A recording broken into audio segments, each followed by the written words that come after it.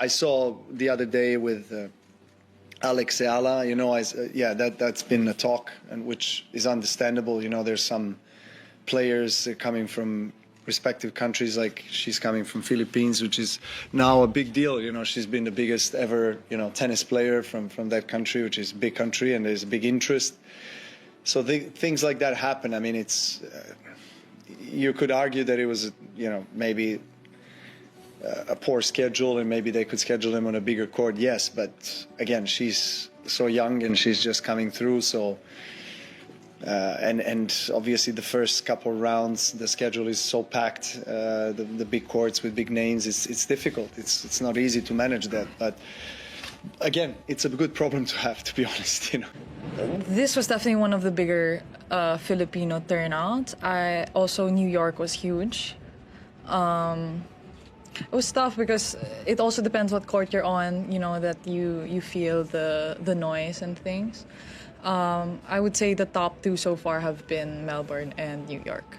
Aryna Sabalenka stood there, watching in real time as her crown, her aura, her position as the biggest star at the Australian Open quietly slipped through her fingers, completely obliterated by the rise of Alex Eala. The reigning champion is delivering flawless, almost surgical tennis, yet doing it in half-empty stadiums, while somewhere else 5,000 fans flood Court 6, desperate to witness a 20-year-old Filipino qualifier chasing something bigger than belief. The numbers don't lie anymore. Viewership spikes, gear flying off shelves, timelines exploding. The online buzz around Eala has officially surged past the world number one, flipping the script overnight. In Melbourne, the hierarchy didn't bend, it collapsed, and everyone felt it.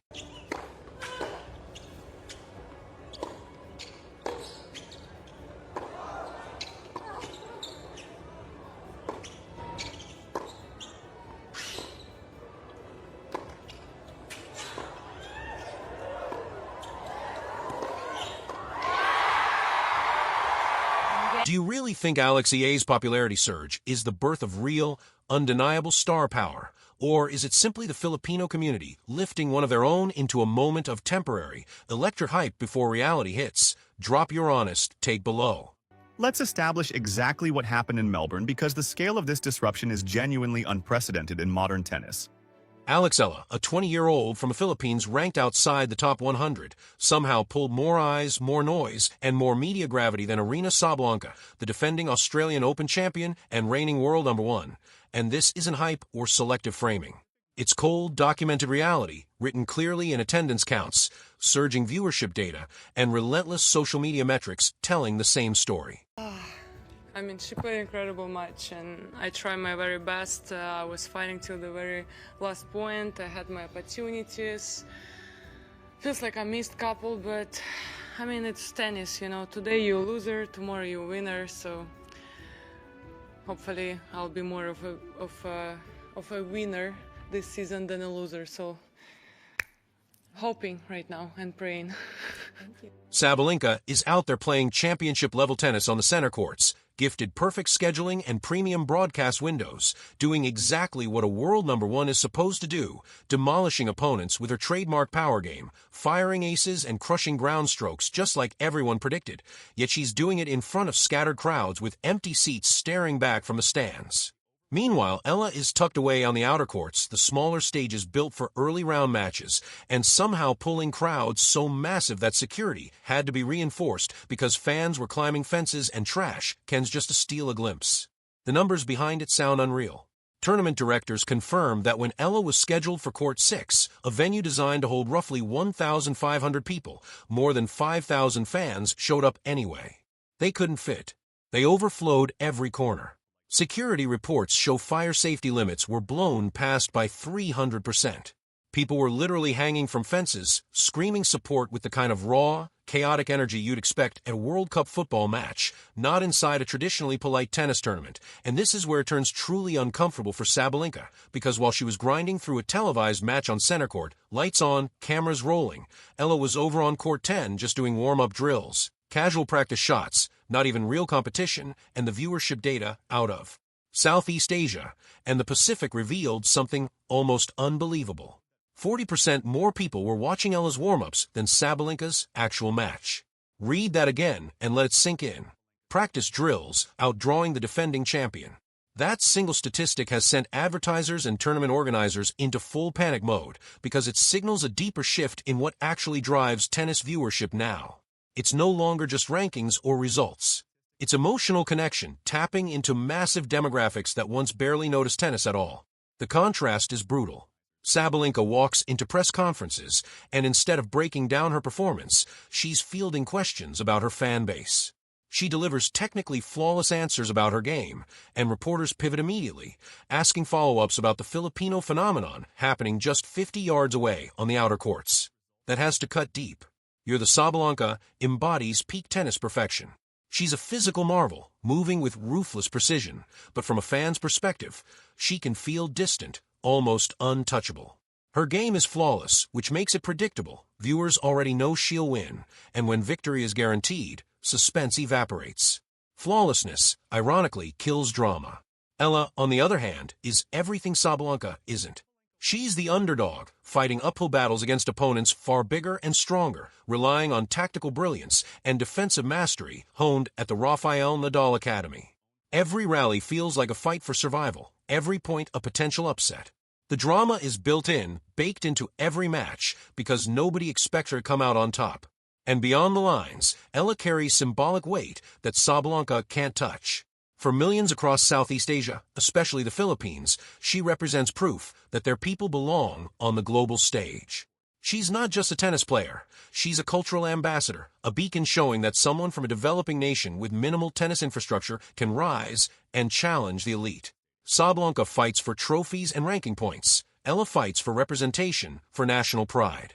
That emotional chasm explains why popularity scales have tipped so dramatically. A Sabalenka ace earns polite applause, an Ella winner brings people to tears.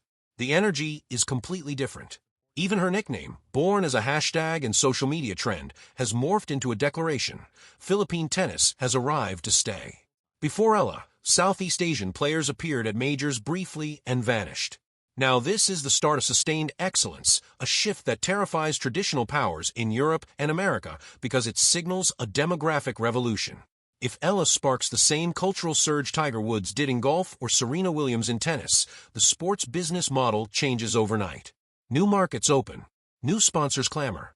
Nike, Adidas, Wilson, reports confirm bidding wars erupting for her endorsements, not just for one athlete, but for an entire, previously untapped corner of the globe, where potential revenue is astronomical. Meanwhile, Sabalenka sits comfortably in her endorsement deals, financially untouchable, yet she's watching brands pour bigger money into a lower-ranked player. Money flowing not because of trophies or rankings, but because that player possesses something she doesn't.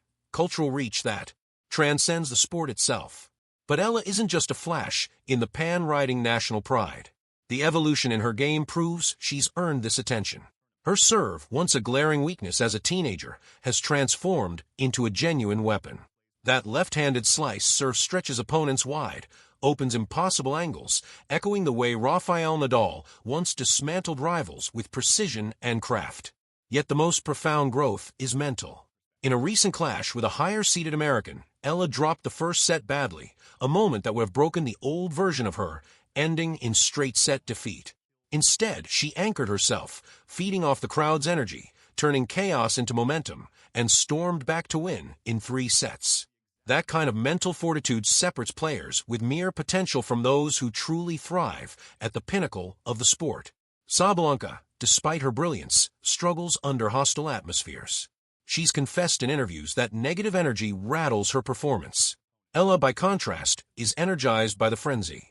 The louder the crowd, the sharper her focus, the fiercer her play.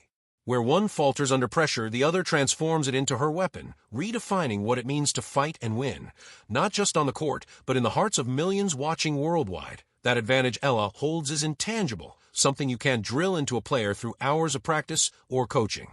It's rooted in personality, in presence, and it gives her a power the rankings will never capture. Economically, Melbourne is feeling it too. Reports estimate roughly $15 million in extra tourism revenue over just 2 weeks. Fans are flying in from Singapore, Jakarta, Hong Kong, all across Southeast Asia, and they're not coming for the tournament itself, they're coming for her, for Ella. That's the hallmark of a cultural phenomenon, not merely a sports story. Back in Manila, the effect is even more striking. When she plays, traffic disappears. Corporate productivity plummets. Professors cancel classes just to stream her match for students. The level of obsession mirrors the nation's devotion to Manny Pacquiao in his prime, yet tennis has none of the cultural roots that boxing or basketball have in the Philippines. That Eala can create this response in a sport so foreign speaks volumes about her symbolic power. Meanwhile, Sabalenka must be feeling the sting, wondering how she's become almost invisible at a tournament she's clearly dominating. She's playing better tennis, her results are superior, her ranking is higher, and yet none of it matters. Popularity isn't determined by skill, it's determined by emotional connection. The press conference moment where reporters asked Sabalenka about Eala's fan base instead of her own performance was merciless. She smiled politely, gave professional answers, but the frustration was visible. She's there to talk about her march toward another championship, and yet the spotlight has shifted entirely, drawn by the Filipino qualifier, lighting up the outer courts. That's a psychological blow that cuts deep, the kind that's hard to shake. It forces you to face a harsh truth. Being the best player on paper doesn't automatically make you the most important player in the room. Star power exists on a different plane, one that operates completely independently of pure tennis skill. And right now, Eala has it, while Sabalenka doesn't. The parallels to previous cultural shifts in tennis are striking. When Serena Williams emerged, she pulled entirely new audiences into the sport. When Maria Sharapova rose to fame, she unlocked Russian markets and made tennis irresistible to younger fans. When Lin Na captured Grand Slams for China, the business of tennis transformed overnight to accommodate Asian markets. Eala seems to be triggering the same seismic shift, this time for Southeast Asia and the global Filipino diaspora. Wherever Filipino communities exist, she now comes with built-in fan bases capable of generating the electric atmospheres we witnessed in Melbourne. That is a competitive advantage that could last an entire career. The question, of course, is whether this surge is sustainable or just a fleeting spike fueled by novelty. Yet everything suggests permanence. The nickname, the Era, implies fans believe it's here to stay. Major sponsors are investing as if it's permanent. Tennis authorities are discussing infrastructure changes to handle larger crowds at her matches. Sabalenka may be clinging to hope that this is temporary, that once Eala loses or gets injured, the world will reset. But history tells a different story. Once a demographic falls in love with a sport because of a single player, they rarely turn away. Serena brought fans who now follow countless players. Tiger Woods brought viewers who still watch golf decades later. Eala may just be doing the same for tennis in Southeast Asia. The shift Eala is creating will likely outlast her own career, leaving a legacy bigger than any single match or trophy. The final twist. She doesn't even need to win the tournament to cement this story. If she falls tomorrow, it changes nothing.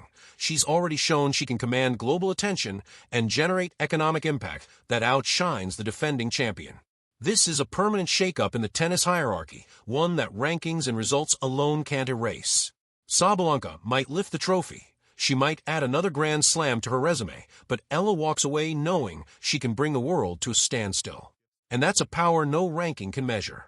Aryna Sabalenka has just been eclipsed by a 20-year-old qualifier, someone ranked 100 spots lower, yet generating more buzz, drawing bigger crowds, and pulling higher viewership than the world number one. The Australian Open, at least in the hearts of fans and across global attention, officially belongs to Alex Eala. No matter who hoists the trophy, star power has proven it can outweigh rankings, and Sabalenka is learning that lesson in real time, painfully and unmistakably. This is more than tennis. It's a cultural earthquake, a reminder that the game belongs as much to the audience as it does to the champions. Hit like and subscribe if you want more reality checks on how tennis hierarchies are shifting before our eyes.